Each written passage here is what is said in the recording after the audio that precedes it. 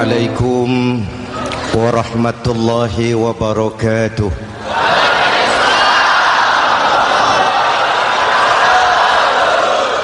Alhamdulillahillazi ja'ala Ramadhana syahra siyami lil mu'minin.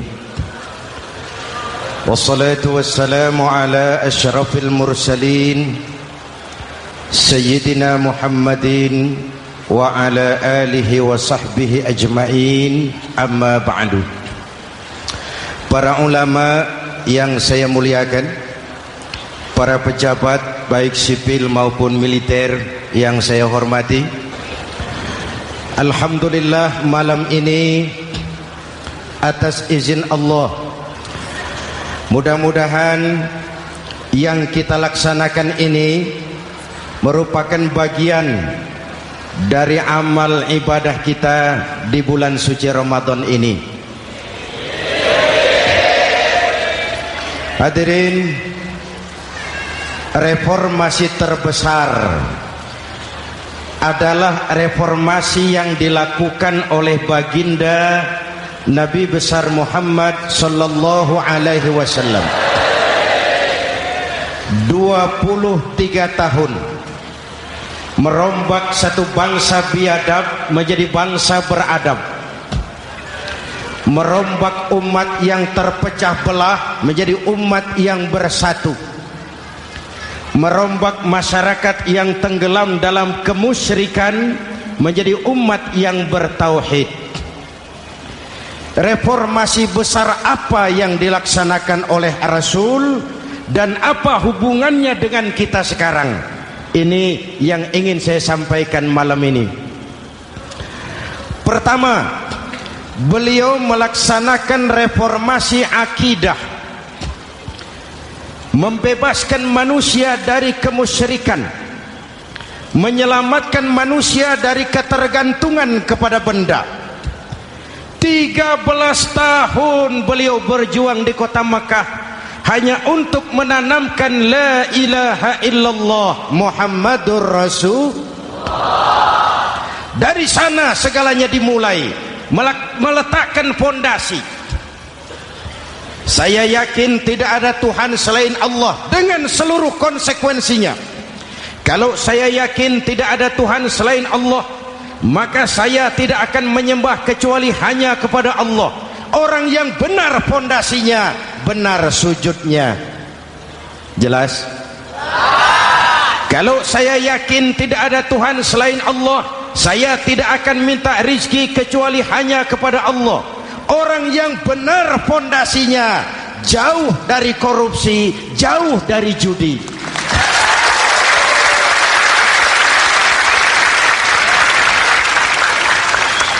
Kalau saya yakin tidak ada Tuhan selain Allah, saya tidak akan menggantungkan hidup kecuali hanya kepada Allah. Saya tidak akan melarikan persoalan kecuali hanya kepada Allah. Saya tidak akan pernah takut kecuali hanya kepada Allah. Saya tidak akan minta tolong kecuali hanya kepada Allah. Inilah generator yang membangkitkan seluruh nilai-nilai amal kita. Kita puasa, kita sujud, kita jihad, itu kan karena nilai iman. Betul? Imannya tidak kelihatan, yang kelihatan gejalanya. Mic ini berbunyi karena ada strom. Percaya apa tidak? Kelihatan stromnya? Kok tahu ada strom dari mana? Dari bunyi. Ada suaranya itu, ada stromnya. Kenapa? Bunyi. Lampu menyala karena ada strom. Kipas angin berputar karena ada strom. Betul? Jadi kalau ada strom bunyi dong. Kalau ada strom lampunya nyala dong. Kalau ada strom kipas anginnya muter dong. Artinya apa? Kalau ada iman sujud dong. Kalau ada iman jihad. Udah dang dong.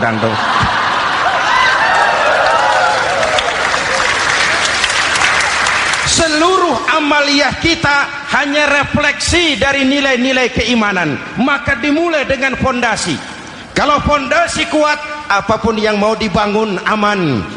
Kalau fondasi rapuh, apa yang mau dibangun di atas fondasi yang rapuh. Karena itu, dengan tabligh akbar ini, pesan pertama saya, mari jaga nilai-nilai iman kita. Kita masih bergelut dengan zaman susah. Judi kembali merebak, narkoba meracuni remaja dan pemuda-pemudi kita, padahal dua-duanya sumber segala macam kemaksiatan. Judi mendidik orang jadi malas, dan sejarah belum pernah mencatat ada orang jadi kaya karena judi. Yang bangkrut, yang kere, yang melarat banyak.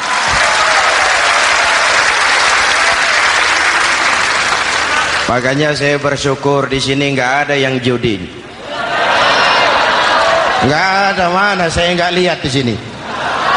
Entahlah kalau di luar sini.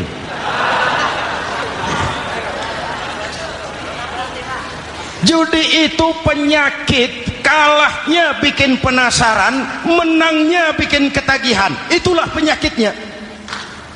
Makanya lebih baik makan singkong betulan daripada makan roti mimpi. Ayo, makan singkong betulan, makan roti mimpi, lebih baik mana? Lebih baik makan roti betulan, Mas. Maksud saya, uang 4-5 ribu rupiah itu daripada belikan togel, daripada dibelikan pakong, daripada dibelikan macam-macam undian judi, lebih baik dibelikan beras, makan sama-sama. Hadirin yang saya hormati, karena iman kita hidup, untuk iman kita berjuang, dalam iman kita ingin kembali menghadap Allah Subhanahu. Dahulu pun orang-orang tua kita berjuang memerdekakan negeri tercinta ini. Apa faktor penggerak utamanya? Iman. Imanlah yang mengajarkan orang-orang tua kita, hubbul watan minal iman. Cinta tanah air bagian daripada iman. Lah, tanah air kita kan bukan Aljazair. Tanah air kita bukan Palestina. Tanah air kita bukan Mesir. Tanah air kita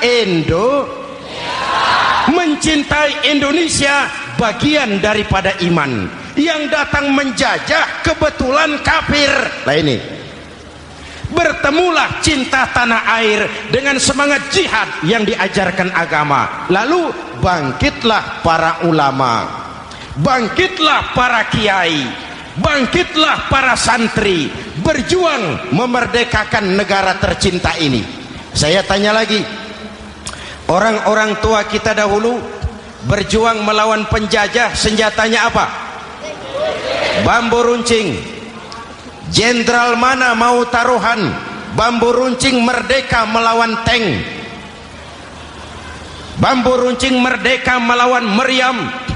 Bambu runcing merdeka melawan tentara-tentara profesional yang terlatih dengan baik. Menurut logika tidak mungkin. Menurut kebiasaan tidak bisa. Menurut rasio impossible. Entoh nyatanya kita merdeka. Lalu para pendiri Indonesia dengan jujur mencantumkan dalam mukaddimah Undang-Undang Dasar Negara kita kalimat yang berbunyi, dengan berkat rahmat Allah yang Maha Kuasa.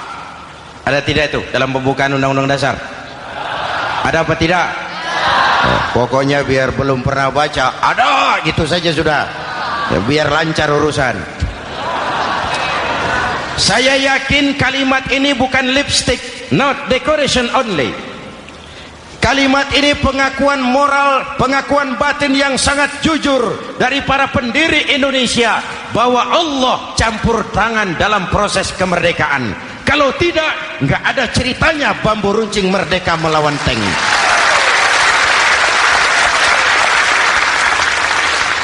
Kalau dulu iman untuk merebut kemerdekaan, sekarang iman untuk mengisi kemerdekaan. Betul? Betul?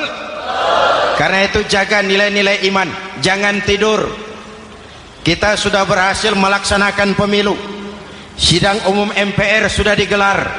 pemerintahan baru sudah terbentuk, itu kita pilih bersama, kita dukung bersama. Mendukung itu tidak harus selalu iya.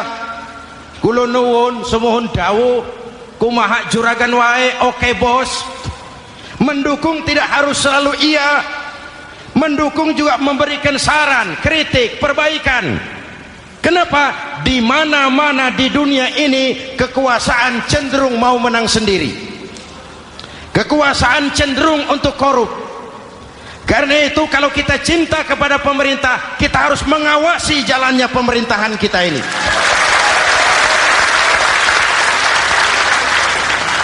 Pengalaman ketika Orde Baru berdiri, kita percaya, kita serahkan penuh, lalu kita tidur. Akhirnya kita jadi susah sendiri. Betul? Umat Islam tidak boleh jatuh dua kali di tempat yang sama. Hari ini lewat sini jatuh wajar, belum tahu barangkali. Besok lewat sini lagi jatuh lagi, goblok tenan gitu. Masa jatuh dua kali di tempat yang sama itu bagaimana? Hadirin yang saya hormati, nilai-nilai iman, intan paling mahal, mutiara paling berharga, tidak lain nilai iman. Imanlah yang menyebabkan kita gembira menyambut datangnya Ramadan, menyingsingkan lengan baju, menghamparkan sajadah, melakukan pendekatan yang intens kepada Allah. Kenapa? Kita mengerti nilai Ramadan. Tempo hari saya berikan contoh. Di tangan kanan saudara ada berlian, harganya 50 juta. Di tangan kiri saudara ada rumput seikat. Berlian dan rumput ini taruh di depan kambing. Kira-kira mana yang diambil kambing? Rumput, dasar kambing. Kambing tidak ngerti nilai berlian.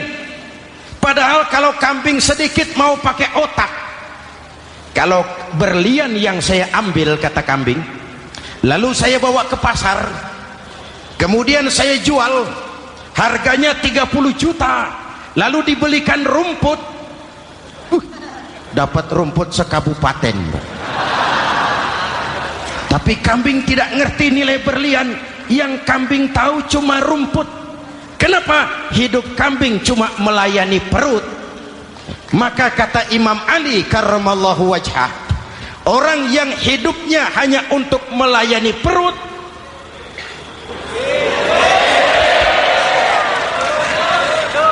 saudara yang ngomong ya, tanggung jawab. Saya kan cuma mulai, kenapa diterusin?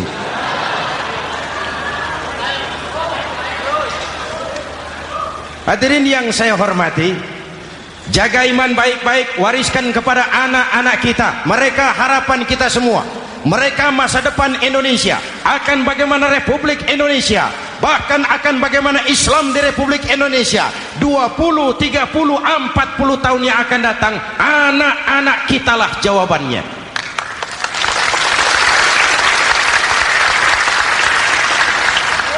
Mereka mau jadi apa, persilahkan, asal iman merupakan landasan hidupnya. Anak-anak kita boleh jadi jenderal, asal jenderal beriman. Boleh jadi pejabat, pejabat beriman. Jadi pengusaha, pengusaha beriman. Kalau iman landasannya aman. Jadi pengusaha, pengusaha beriman, insya Allah timbangannya tidak curang, ekonomi lancar, masyarakat tenang. Jadi petani, petani beriman, insya Allah tidak menggarap tanah yang bukan miliknya.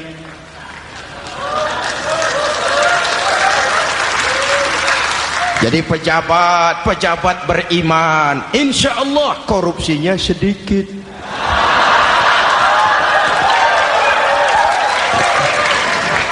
Jadi jenderal, jenderal beriman, insya Allah berjuangnya bersama ulama, bukan nangkepi ulama.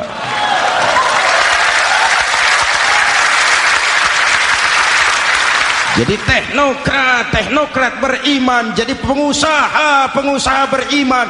Jadi seniman, seniman beriman. Jadi maling. Nggak ada, mana ada maling beriman. Kalau iman landasannya, insya Allah aman. Ini yang pertama. Yang kedua, baginda Nabi melaksanakan reformasi sosial. Berupa apa? Membebaskan manusia dari ras diskriminasi, mengikat manusia dengan tali akidah. Diciptakan kita dari laki-laki dan perempuan, dijadikan kita bersuku-suku dan berbangsa-bangsa. Bahkan Quran memulai dengan kalimat syu'ub, wa ja'alnakum syu'uban wa qabaila. Kami jadikan kamu berbangsa-bangsa dan bersuku-suku agar kamu saling mengenal satu dengan yang lain. Saya ingin mengulangi imbauan saya, mari kita tingkatkan kerukunan. 3 macam kerukunan. Pertama, rukun antar umat seagama.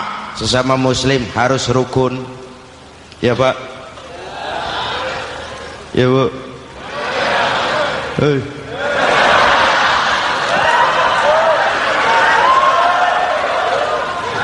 Malam ini saya tidak merasa sebagai tamu di sini.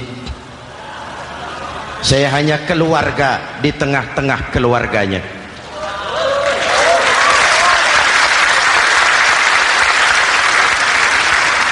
Di sepanjang Jawa kah saya, ke Sumatera kah saya, ke Kalimantan saya, ke Sulawesi saya, ke Irian Jaya saya, kemana saja saya pergi, di mana saja saya berada, saya hanya keluarga di tengah keluarganya. Sebagai muslim kita terikat akidah, sebagai bangsa kita punya komitmen, kita ingin bersatu nusa, satu bangsa, satu. Inilah kita. Hadirin yang saya hormati, rukun antar umat seagama. Hura-hura pemilu sudah lewat, ekses-eksesnya harus kita hilangkan. Boleh jadi kemarin-kemarin karena berbeda kaos sama teman gak teguran. Yang sudah, yang penting sekarang ke depan. Sudah capek kita rakyat diobok-obok. Sudah datang saatnya kita meluruskan saf, merapatkan barisan, menggalang semangat kebersamaan. Rukun antar umat seagama. Begitulah malam ini saya hadir di tengah keluarga sendiri. Yang mengikat kita apa? Akidah. Di masjid kita ditemukan, dan inilah simbol kehidupan umat. Tadi kita sholat isya dan tarawih di sini, menghadap ke arah yang sama, menyembah Allah Tuhan yang sama, melakukan gerak yang sama, membaca bacaan yang sama, dengan bahasa yang sama. Betul? Tapi kita datang dari segala penjuru. Kita datang dari sebelah lor, sebelah kidul, sebelah wetan, sebelah kulon. Di sini di masjid ini kita menghadap ke arah yang sama. Kita yang hadir di sini boleh jadi ada yang dari Sumatera, Kalimantan, Sulawesi, Irian Jaya, tapi kita adalah Indonesia. Jelas? Jelas? Saya sering kasih contoh, coba kalau sholat pakai bahasa masing-masing, ramai masjid, bingung malaikat. Ini Indonesia ramai karena tiap provinsi sholat pakai bahasa masing-masing. Kalau Riau bicara sendiri, Ambon bicara sendiri, Aceh bicara sendiri, Irian bicara sendiri, ramai masjid. Jelas? Jelas? Yang imam pakai bahasa Indonesia, takbir, Tuhan yang maha besar. Gagah sekali, bingung malaikat. Kembali kita kalau sholat pakai bahasa masing-masing. Betapa ramainya masjid.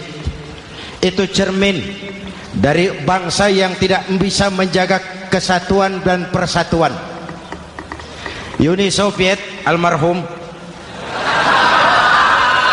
al-mal'un, itu negara adidaya, negara adikuasa, bersama-sama dengan Amerika menjadi polisi dunia, tetapi kemudian dihantam oleh glasnost yang kebablasan. Gorbachev terpental, Soviet pecah jadi negara kecil berkeping-keping. Mimpi mengembalikan Soviet seperti dulu. Begitulah kalau kita biarkan benih-benih disintegrasi ini terus berkembang, tidak ada lem perekat, maka kita akan pecah berkeping-keping dan kita akan jadi satu bangsa yang kecil. Oleh karena itu, yang pertama, jaga kerukunan antar umat seagama. Berbeda pendapat boleh, berpecah belah jangan. Berbeda partai oke, tapi berbeda dalam wawasan bernegara jangan.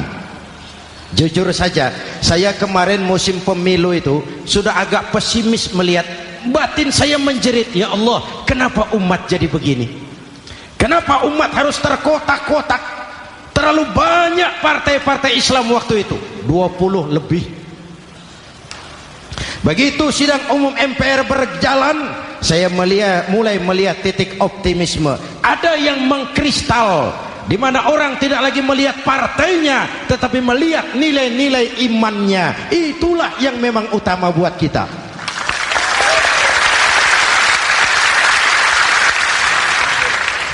Ini yang pertama, rukun antar umat seagama.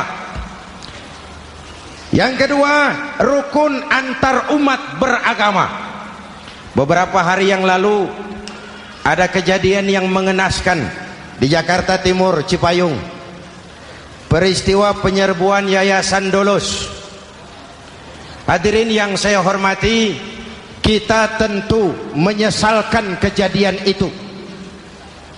Kita tidak bisa menyetujui tindakan main hakim sendiri. Kita berharap pemerintah bukan hanya bisa menangkap pelakunya, tapi juga yang tidak kalah pentingnya mengusut akar permasalahannya. Kenapa itu terjadi? Kalau cuma pelakunya yang ditangkap, akar permasalahannya tidak selesai, saya khawatir terulang lagi di tempat lain. Inilah yang terpenting, menjaga kerukunan antar umat beragama, saling menghormati, saling menghargai. Jangan melakukan kamuflase, jangan melakukan tindakan-tindakan yang rawan dan peka. Misalnya umat Islam membangun masjid di tengah perkampungan orang Kristen, padahal tidak ada Islamnya di situ. Itu bisa menimbulkan kerawanan. Atau sebaliknya, membangun gereja di tengah perkampungan umat Islam yang tidak ada Kristennya di situ. Atau sebaliknya, mereknya kegiatan sosial, mereknya kegiatan kemanusiaan, tapi isinya penyebaran agama kepada orang yang sudah beragama. Itu pun bisa menimbulkan kerawanan. Jelas? Maka yang besar jangan mau menang sendiri, yang kecil harus tahu diri. Jelas? Mari saling menghormati, mari saling menghargai dalam batas lakum dinukum. Menangkap pelakunya penting, mengusut akar permasalahannya itu pun tidak kurang pentingnya. Hadirin yang saya hormati, Islam agama toleran, baik dari prinsip ajarannya maupun dari sikap umatnya.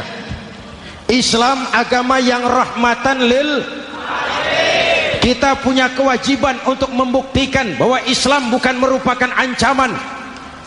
Islam adalah alternatif. Islam adalah solusi. Islam bukan ancaman. Yang hadir di sini bukan perusuh, bukan umat biang kerok. Ini umat yang cinta damai.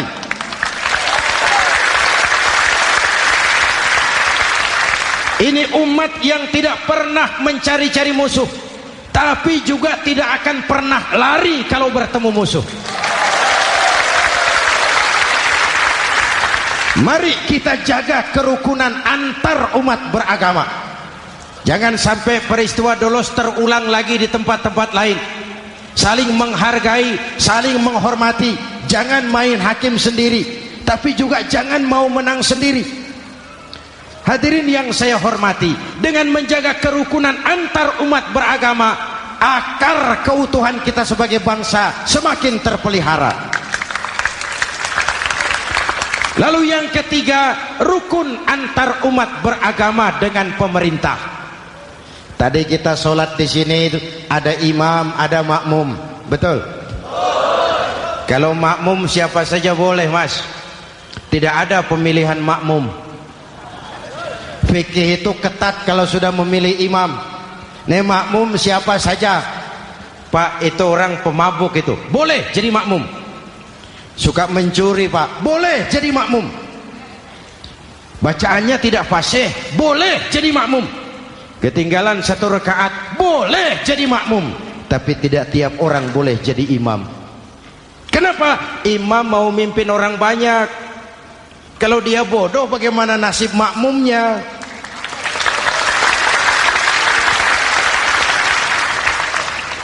Ada karikatur di Medan, pernah kejadian anak kecil disuruh sholat sama ibunya. Nak, sholat kau. Ah, aku tak pandai sholat, mak. Si Ucok rupanya ini. Kata ibunya, sudahlah, kau ikuti saja bapakmu tuh. Apa yang bapak mau kerjakan, kau ikuti sajalah. Jadi lama, kalau ikut saja bisa laku. Berangkatlah anak ini kan, sholat di belakang bapaknya, jadi makmum. Sholat di balai bambu, tidak pakai tikar. Bangun sujud, hidung bapaknya terjepit bambu. Karena sakit dan kaget, refleks bapak ini teriak, aduh. Anak di belakang ingat pesan maknya, ikuti saja bapakmu. Si anak ini malah pakai irama, aduh.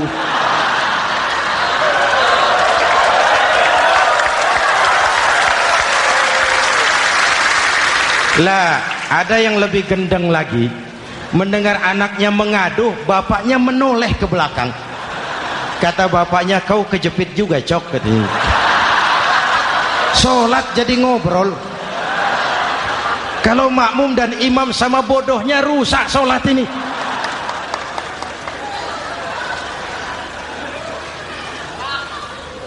Hadirin yang saya hormati, rukun antar umat beragama dengan pemerintah, pemerintah yang legitimate, yang dihasilkan lewat proses demokrasi. Benarnya kita dukung, salahnya kita tegur, kita kritik, kita perbaiki, kita berikan saran-saran yang baik. Sekali lagi, jangan tidur. Sudah lewat masanya. Kemarin-kemarin kita menghadapi satu masa yang penuh krusial. Sudah datang saatnya kita bersama-sama bahu-membahu mengatasi kesulitan besar yang tengah kita hadapi sekarang ini. Dengan 3 kerukunan ini, insya Allah keutuhan kita sebagai bangsa akan lebih terpelihara. Ini reformasi kedua. Dalam konteks kita sekarang, menjaga semangat kebersamaan. Saya sering mempopulerkan di masyarakat kita, umat Islam bangsa Indonesia seperti 5 jari ini. Kalau kompak, apa yang tidak terpegang? Tapi kalau berpecah belah, apa yang mau dipegang? Yang ini namanya ibu jari. Umaro ini, pemerintah. Kerja apa saja kalau sudah diginikan pemerintah, lumayan. Diginikan kiamat, Mas. Legalitas. Umaro. Yang ini telunjuk, alat untuk menunjuk. Ini orang yang punya uang, orang kaya, para pengusaha, investor. Kita perlu untuk memulihkan roda perekonomian kita. Di mana-mana kalau orang sugih nunjuk, lancar urusan, Pak. Coba kita yang melarat nunjuk-nunjuk ini, nggak laku, Pak. Makanya kata orang, serba salah jadi orang susah, tapi lebih susah jadi orang serba salah. Serba salah jadi orang susah, tapi lebih susah jadi orang serba salah. Telunjuk. Yang ini jari tengah lah ini. Di tengah dia, ke kanan tidak, ke kiri tidak. Milik semua golongan ini, netral. Siapa ini? TNI. Siapa ini? Cendekiawan. Siapa ini? Ulama idealnya itu. Milik semua, tidak kemana-mana tapi ada di mana-mana. Nggak bisa diajak suitan ini. Nggak ada anak-anak main kelereng suitnya begitu, itu nggak ada.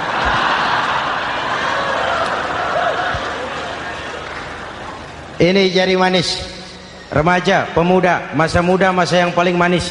Semua harapan milik pemuda. Belum pernah saya dengar ada orang pidato para kakek-kakek harapan bangsa, belum pernah. Mesti kalau sudah harapan umat, pemuda, harapan negara, pemuda, harapan agama, pemuda, harapan bangsa, pemuda, harapan pemudi. Jari manis. Yang ini kelingking, jari paling kecil ini. Ini kaum wanita ini. Perempuan kecil tapi mantap. Masya Allah. Ini ibu jari ini besar ini. Sweet ketemu kelingking, kalah ibu jari ini. Di mana-mana kekuasaan sering kalah sama perempuan. Siapa yang mendorong-dorong Nabi Adam memetik pohon buah khuldi? Kelingking. Kelingking. Kelingking. Julius Caesar tunduk kepada Cleopatra. Siapa Cleopatra? Kelingking. Napoleon, singa daratan Eropa, the lion of Europe, luas kekuasaannya, hebat tentaranya, bertekuk lutut di bawah kaki Margaret Josephine. Kelingking. Hadirin yang saya hormati, kalau 5 pilar ini bersatu, ringan sama dijinjing, berat sama dipikul, kita akan jadi satu bangsa yang kuat. Jelas? Jelas? Dengan Ramadan, dengan tabligh akbar malam ini, mari kita jaga semangat kebersamaan. Saya selalu mengingatkan, sekarang lebih banyak tukang kompor daripada tukang lem. Lebih banyak tukang kompor daripada tukang lem. Hangati sana, sulut sini, bakar sana, panasi sini, terbakar kita, dia lari tepuk tangan, dan kita yang rugi. Jelas? Jelas? Ini hal yang kedua. Reformasi sosial mengikat manusia dengan tali akidah, mempersaudarakan manusia dari manapun orang datang, apapun warna kulitnya, dari suku apapun ia dilahirkan, kalau akidahnya sama, itulah saudara kita.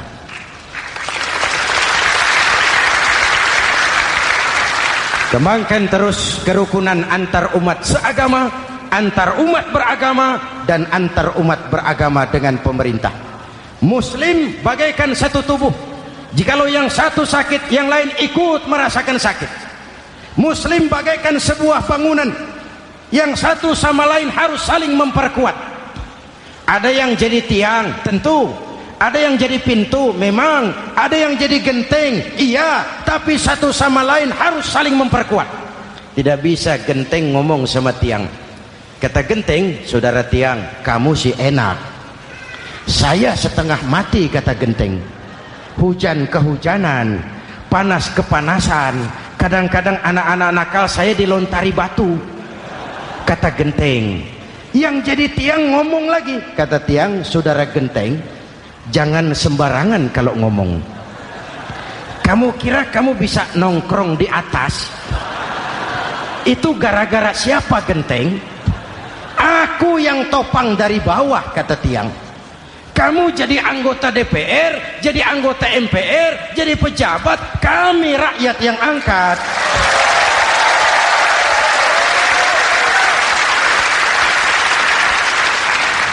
Jangan waktu di bawah rajin ngamalkan ayat kursi, dapat kursi lupa sama ayat.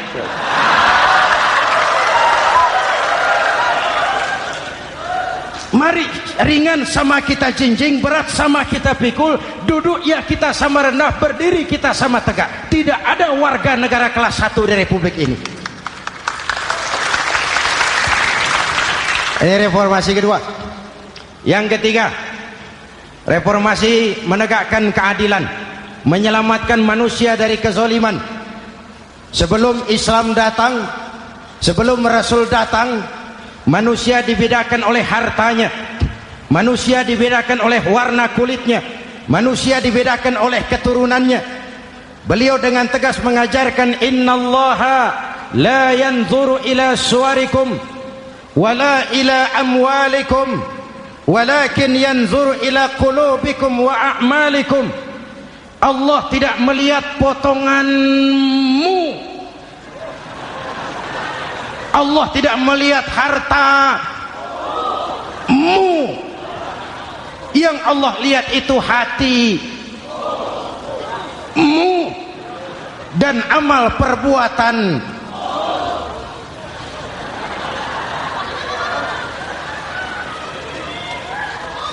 Perjuangan menegakkan keadilan. Hadirin yang saya hormati, itulah yang menyebabkan reformasi kita menggelinding, menuntut keadilan, baik keadilan di bidang politik, keadilan di bidang ekonomi, keadilan di bidang hukum. Nabi pernah mengingatkan, hakim, kata Nabi, itu ada 3 macam. Al-qudatu salasatun. Hakim ada 3 macam. 1 di surga, 2 di neraka. Hadirin yang saya hormati, siapa yang hakim ke surga itu? Ada hakim yang tahu tentang kebenaran, lalu siap melaksanakan kebenaran itu, menghukum dengan kebenaran apapun resikonya, walaupun dimusuhi atasannya, walaupun bertentangan dengan nuraninya, karena itu orang yang dia sukai, tapi dia tetap melaksanakan hukum. Hakim yang mengerti tentang kebenaran sesuatu lalu melaksanakan hukum dengan kebenaran itu yang akan sampai ke surga.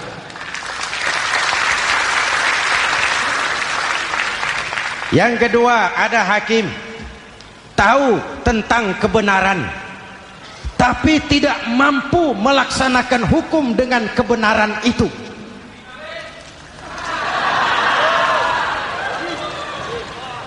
Tahu sesuatu itu benar tetapi tidak punya nurani untuk membela kebenaran, mengetahui kebenaran tapi tidak berdaya untuk memperjuangkan kebenaran. Akhirnya hukum dikebiri, yang salah jadi benar, yang benar jadi salah. Itulah realita yang kita rasakan selama ini.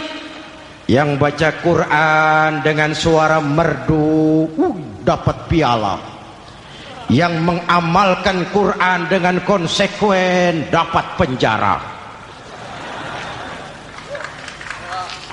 yang berteriak-teriak menegakkan keadilan dianggap aneh, yang korupsi habis-habisan hidup terhormat.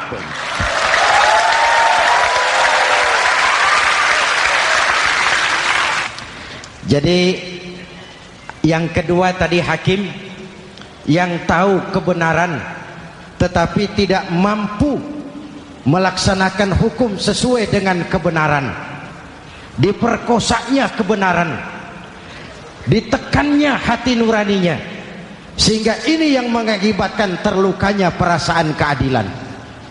Yang ketiga lebih celaka lagi, ada hakim yang tidak mengerti tentang kebenaran lalu melaksanakan hukum dalam ketidakmengertiannya, bodoh melaksanakan hukum dalam kebodohan. Itu pun menyebabkan orang masuk neraka. Na'udzubillah. Hadirin yang saya hormati, reformasi yang dilaksanakan Rasul berjuang menegakkan keadilan setelah membebaskan manusia dari ras diskriminasi. An-nas kulluhum li Adam wa Adam min turab, la fadla li arabiyyin ala ajamiyyin illa bittaqwa. Seluruh manusia berasal dari Adam. Adam diciptakan dari tanah dan tidak ada kelebihan Arab dengan yang bukan Arab kecuali dengan takwanya. Nah, saya masih ingat sebuah cerita. Mau dengar? Mau dengar? pada waktu Umar bin Khattab radhiyallahu anhu menjadi khalifah, menjadi Amirul Mukminin, itu yang jadi gubernur di Mesir adalah Amr bin As. Satu saat Amr bin As ingin mendirikan masjid, tapi tanah lokasi masjid itu milik orang Yahudi, ada gubuk di situ. Dipanggil Yahudi ini oleh Amr bin As, saudara Yahudi, iya, itu rumahmu ya? Iya. Sudah tahu belum? Belum. Ya memang saya belum kasih tahu. Begini, kamu bangun sembarangan saja, rumahmu kena jalur hijau itu. Lalu saya mau bangun masjid di situ. Ya tapi ada rumah saya, Pak. Sudahlah, rumahmu saya bayar, saya beli. Nggak mau, Pak. Rumah saya cuma itu-itunya. Saya bayar 2 kali lipat. Nggak mau, Pak. Nggak mau. Sudahlah, saya ganti rugi. Ya nggak mau, Pak. Namanya juga ganti rugi, Pak. Biar digantikan tetap rugi. Mangkel Amr bin As ini wong cilik kok bertingkah amat. Si amat aja nggak bertingkah. Panggil kamtib. Hei Gusur, ditarik rumah Yahudi ini, ambrol, menitiskan air mata si Yahudi di sudut kehidupan. Begini wong cilik ini sudah jatuh tertimpa tangga, rumah cuma sak gubuk-gubuknya diderek oleh petugas. Pikir-pikir Amr bin As kan cuma gubernur, di atasnya kan masih ada khalifah Umar bin Khattab. Saya mau lapor ke pusat. Berangkat Yahudi ini dari Mesir menuju Madinah, berhari-hari berjalan, sambil berpikir, ini nanti kalau saya laporan kepada khalifah, apa pengaduan saya diterima? Wong saya rakyat kecil, lagian Yahudi, sementara yang menggusur saya ini gubernurnya sendiri. Terus dia berjalan sampai di kota Madinah.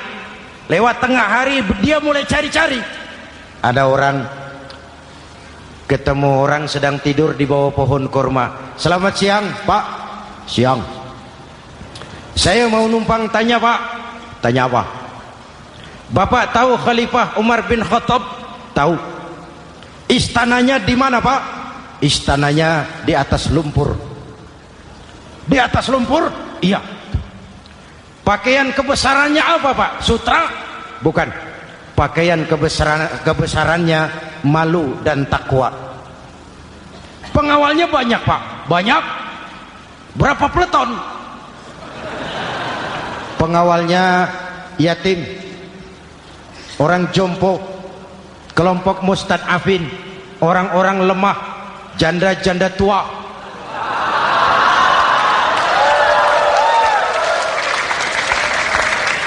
Itu pengawalnya.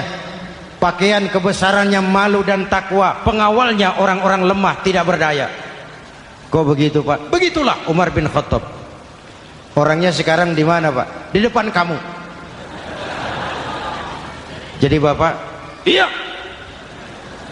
Bapak? Iya. Saya Umar. Ada apa, Mas? Oh, yang datang dari Semarang waktu itu. Gini loh, Pak, saya mau menuntut keadilan. Keadilan kenapa? Gubernur Bapak Amr bin As itu, Pak, zolim. Kenapa dia? Gubuk saya main tarik saja, runtuh. Saya nggak punya rumah lagi, wong saya ini golongan makmur, cuma rumah sama sumur. Lalu untuk apa? Katanya dia mau bangun masjid di situ, Pak. Dipaksanya rumah kamu ditarik sampai runtuh. Iya. Yahudi? Ya, Pak. Itu ada tempat sampah ya. Betul, Pak. Di situ banyak tulang unta. Coba kau cari satu tulang unta bawa ke sini. Bingung Yahudi. Pak, saya jauh-jauh dari Mesir ke sini ini mau cari keadilan. Kalau tulang unta di Mesir juga banyak, Pak. Sudahlah, kau ambil saja tulang itu. Berangkat Yahudi penuh tanda tanya, ambil sebuah tulang unta, diberikan kepada Khalifah Umar bin Khattab. Tulang ini diambil, Umar hunus pedangnya, dengan ujung pedang dibuat garis lurus di atas tulang unta itu. Rak. Selesai. Yahudi, iya Pak, sekarang kau kembali ke Mesir, serahkan tulang ini kepada Umar bin Amr bin As. Makin bingung Yahudi, jauh-jauh datang kemari kira mau dapat keadilan, cuma dapat tulang. Ya sudahlah, namanya wong cilik, berangkat dia pulang ke Mesir. Berhari-hari sampai di Mesir. Pak Gubernur, ya lapor. Ada apa Yahudi? Saya dari pusat. Loh, kamu dari Madinah? Iya Pak. Ngapain sih kamu ke sana-sana? Nuntut keadilan. Kamu bertemu khalifah? Ketemu Pak. Terus tulang.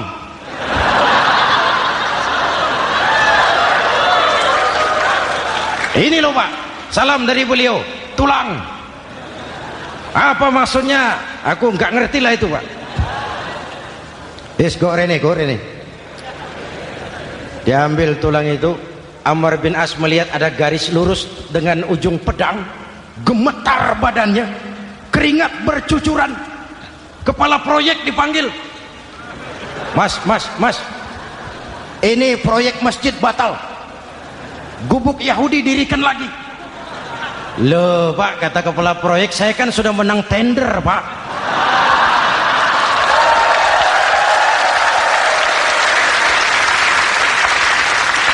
Wes, nggak ada urusan, sampean mau menang mau kalah tender, proyek batal. Itu gubuknya Yahudi dirikan lagi. Yahudi makin bingung. Ada gubernur dapat tulang gemeter. Pak Gob, ya, sebenarnya apa yang terjadi? Apa-apa? Kamu sedikit-sedikit main pusat.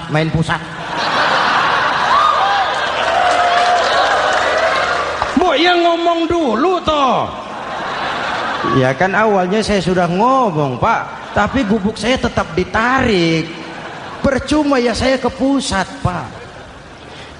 Saya dapat teguran keras dari khalifah. Tahu kau apa artinya ini? Seolah beliau berkata, "Hei Amr bin As, jangan mentang-mentang sedang berkuasa kau bertindak seenakmu. Berlaku lurus dan adillah kamu seperti lurusnya garis di atas tulang ini."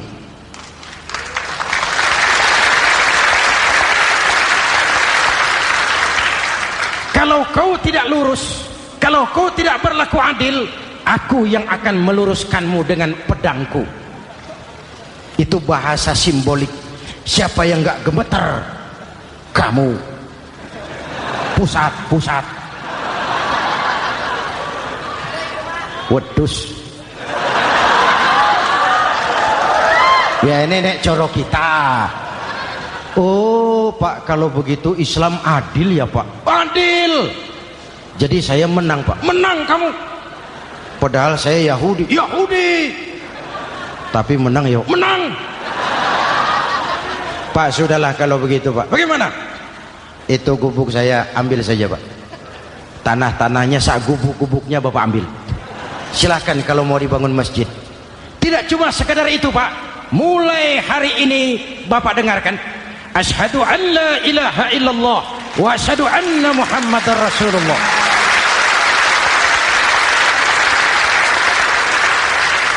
Yahudi bisa menang perkara menghadapi gubernur. Kalau ini terjadi di Indonesia,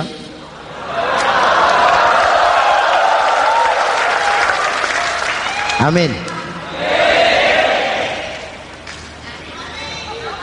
Oke, lalu siapa pemimpin adil itu? Setiap kita kan pemimpin.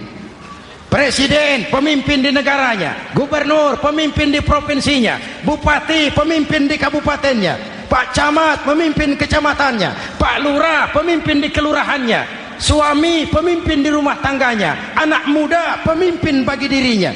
Dan setiap kita akan dimintakan tanggung jawab. Anak muda pemimpin buat dirinya, nanti diminta tanggung jawab. Hei, kakimu kau bawa jalan kemana? Tanganmu ngambil apa? Lidahmu bicara apa? Matamu menteleng, apa yang dilihat? seluruhnya akan dimintakan pertanggungan jawab. Marilah kita jadi orang yang adil kepada diri, kepada keluarga, dan akhirnya kepada masyarakat, bangsa dan negara. Hadirin yang saya hormati, satu ayat yang sering dibaca pada akhir khutbah khatib Jumat, innallaha ya'muru bil adli wal ihsan. Allah memerintahkan kamu berlaku adil dan berbuat ihsan. Tidak sekadar adil tapi ihsan. Ihsan nilainya lebih tinggi dari adil. Contoh, nak, tolong taruh telur itu di pinggir meja. Anak yang adil apa adanya, ditaruh telur di pinggir meja. Anak yang ihsan lain. Lah iya, perintahnya sih di pinggir meja, tapi kalau pas di pinggir meja kan jatuh ke bawah, ke tengah sedikit. Ini ihsan. Oleh karena itu, mari, perjuangan menegakkan keadilan masih panjang. Jalannya tidak lurus, bertabur bunga, menanjak, menurun, banyak onak dan duri.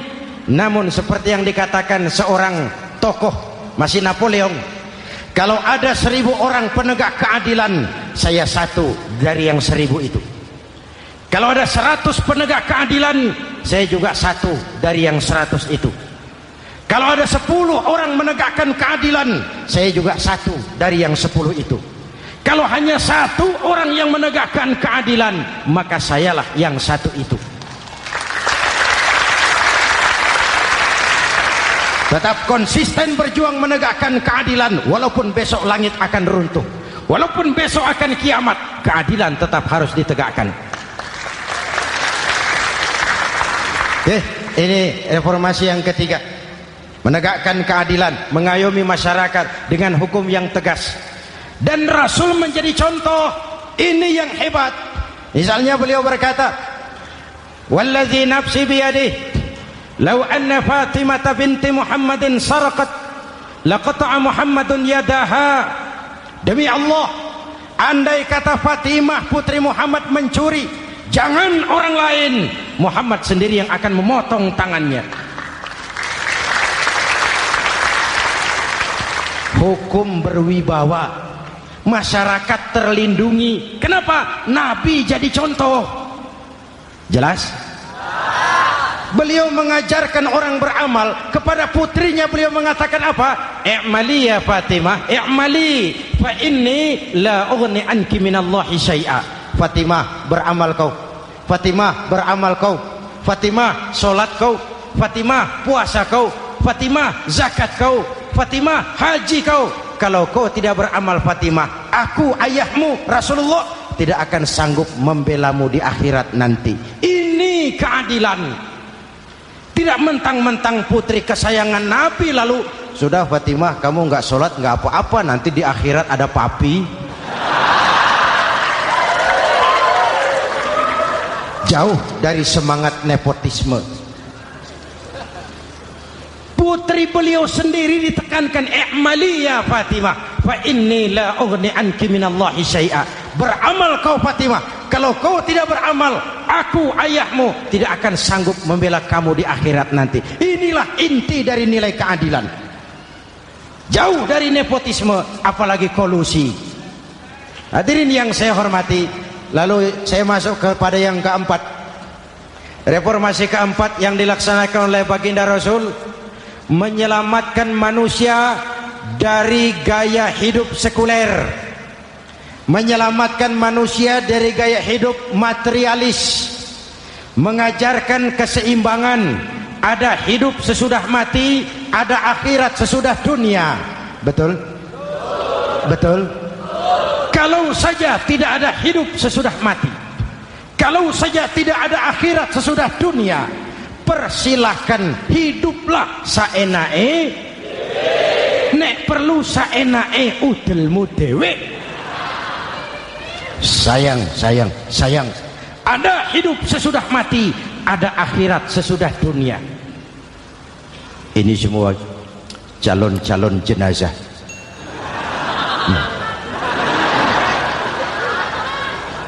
Calon lurah belum tentu jadi lurah. Calon gubernur, yang antri panjang. Calon menteri, mimpi. calon jenazah pasti. Betul? Karena ada hidup sesudah mati, ada akhirat sesudah dunia. Ini jadi rem. Saya kepengen kaya, tapi kalau menipu orang bagaimana dikubur? Saya kepengen naik pangkat, tapi kalau memfitnah orang bagaimana di akhirat? Melahirkan disiplin. Tujuan keyakinan akhirat mewarnai cara kita hidup di dunia. Hadirin, mari kita berdoa. Semoga semua yang hadir di sini dikuatkan iman dan Islam, dikokohkan kesatuan dan persatuan, dimurahkan rezeki untuk meningkatkan ibadah. Al-Fatihah. Bismillahirrahmanirrahim. Alhamdulillahirabbil alamin.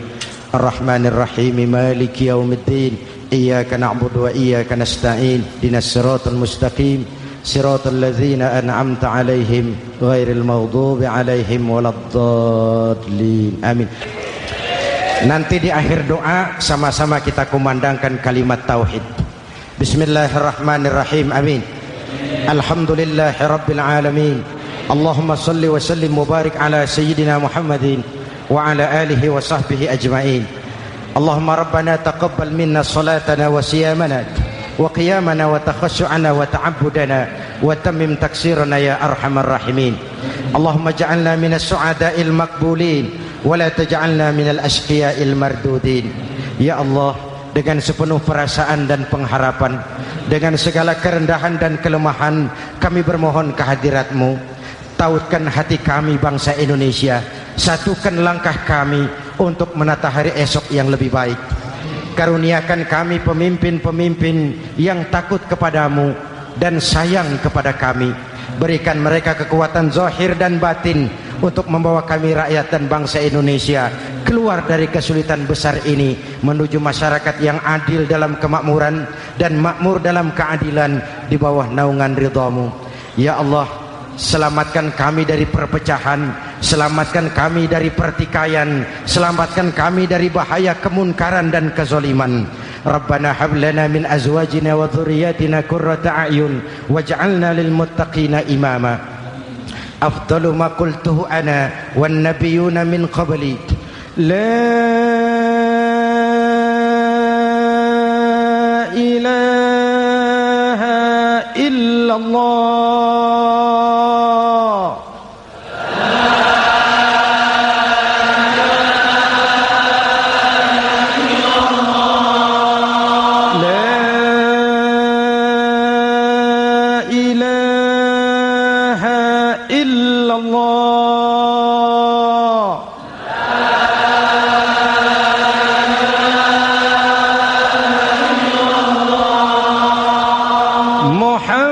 Muhammadur Rasulullah.